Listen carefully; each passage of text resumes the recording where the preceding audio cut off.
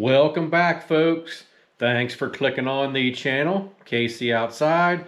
I am KC, and if you clicked on this, I'm guessing you have some interest in the big news of the KLE 500 from Kawasaki. And I also have some interest in it.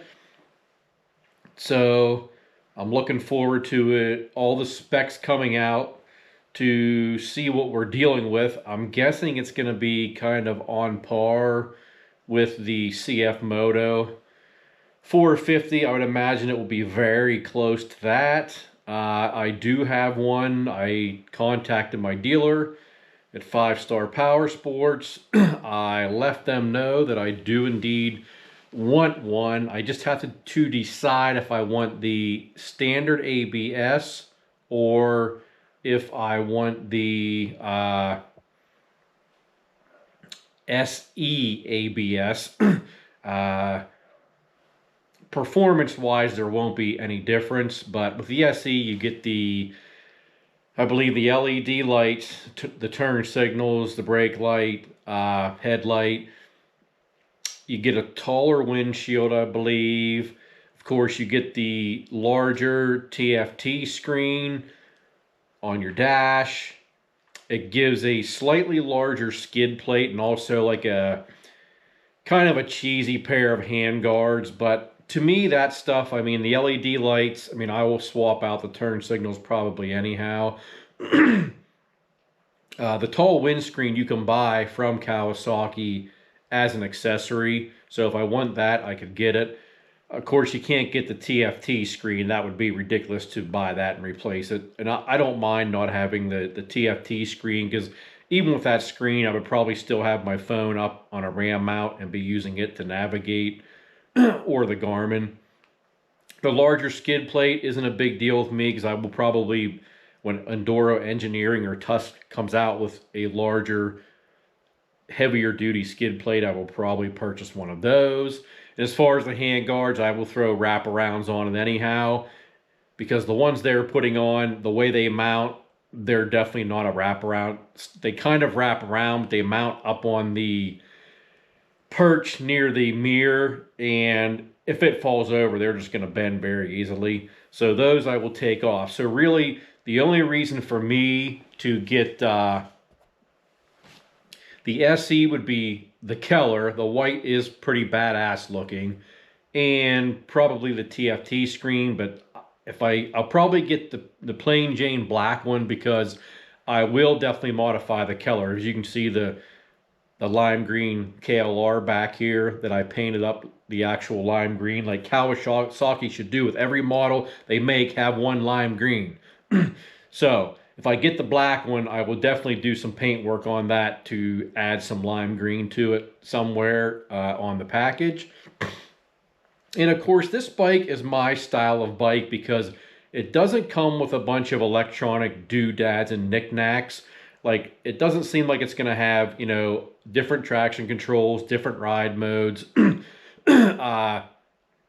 automatic suspension settings, nothing like that. And I don't care for any of that stuff. I like a nice, simple bike like the KLR back there. I mean, it does come with the slipper clutch, kind of like the DRZ 4S.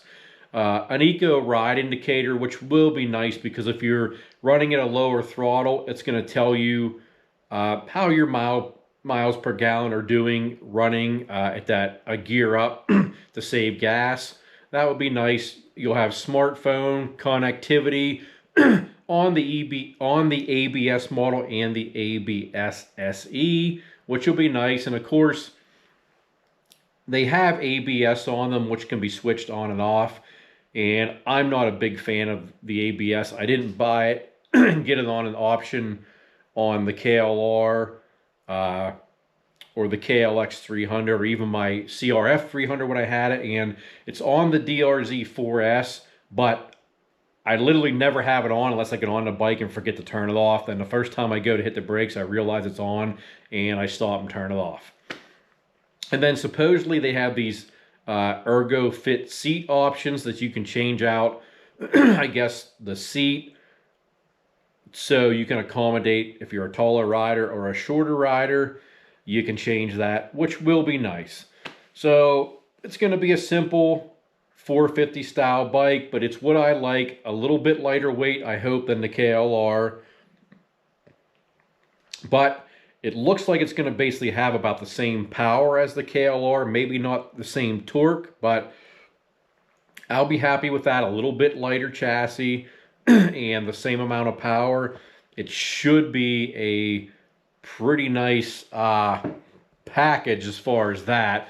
And I would prefer, sure, with some of the bike probably manufactured in Thailand or maybe some Chinese parts, but I would prefer the Kawasaki over the CF Moto.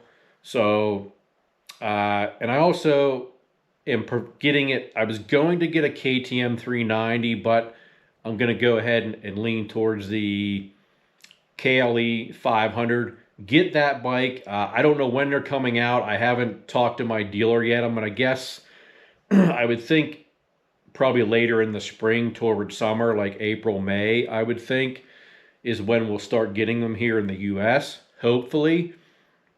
And then we got to wait and see what pops up here at EICMA and November 4th, because there could be some other models coming out. You never know. Yamaha, I know Kawasaki is, they're working on their 300 Woods bike, but I don't know if that's going to come out at EICMA or they're going to introduce it like next year early or middle of next year for 2027 or what, because that's something I am definitely interested in also. But this is concerning the KLE 500. And of course, they're priced at $6,500 for the ABS, and then I believe like $75 for the SE, which to me, that $1,000 is worth the extras. But to me, with me swapping out some of those things that are extras anyhow, to me, it's really not worth it to me. Do I like the white color? Yes, I think it looks much better than the black, but with the black, I can do some paint work as far as the lime green and really make it look kick-ass. So I will probably end up going with the standard ABS as opposed to the SE, but we'll see. So if you're interested in this KLE 500, subscribe to the channel. I mean, when I get mine, we'll get it in here. I'll be adding, you know, accessories as they become available. And I always do like a strip down. I take as much weight off of as I can. I'll probably throw a lithium battery in it. I'll get exhaust on it when it comes out. All kind of stuff like that. And of course, I'll ride it through everything. Single track, harder single track on the highway. Kind of see what it does everywhere. And I'll kind of let you know what I think about it compared to the KLR 650 over here. Now, I may not still have that in the stable by the time my bike comes, but I've spent 3 years on that. It's 2022. So I will have in my head what I'm comparing when it comes to the KLE 500 and this bike. So I'll be able to give a pretty fair comparison of that. So like, share, subscribe. Go get a dual sport adventure bike. Get outside. Stay tuned for more on the KLE 500.